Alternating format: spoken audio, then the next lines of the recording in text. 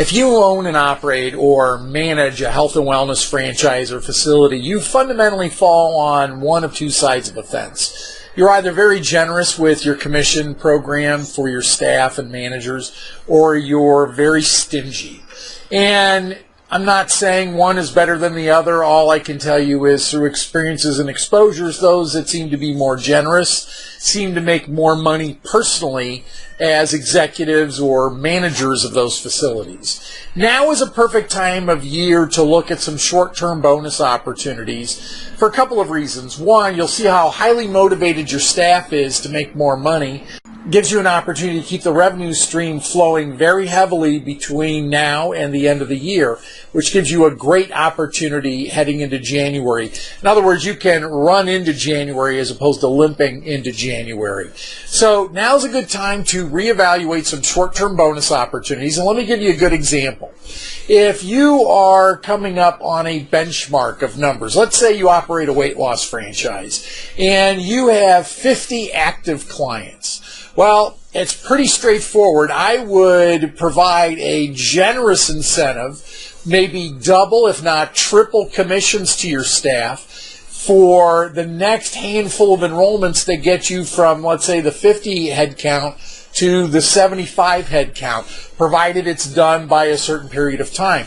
Let's say between now and the end of the year that commissions are tripled for every new enrollment that's secure between now and the end of the year, up to the number of 25. And let's say they go crazy with it. Well, you've got an opportunity to jack it up even more after that. Here's the bottom line. Would you rather have, say, 80% of an extra $30,000 between now and the end of the year, or 97% of $5,000 that comes in between now and the end of the year?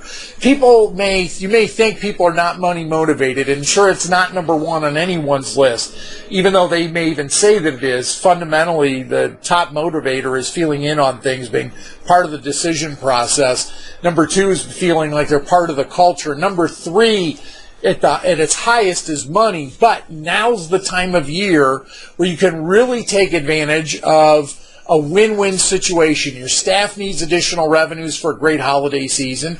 You have a flatline revenue period coming up, and you've got an opportunity to increase profits, increase enthusiasm for your staff, and it's win-win-win because there's a third win, and that is the new clients get to win, and you get to help break the chain of obesity or create a new lifestyle path for them. And if you don't think these opportunities don't come back to bite you in the end, if you don't take advantage of them, I want to share one anecdote with you.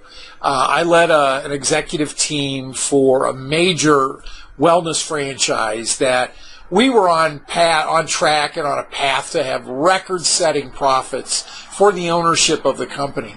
And we were able to, at the urging of the ownership, set up a bonus program for the entire team. And not only did we meet the objective a month in advance, we actually exceeded it considerably by almost 8%.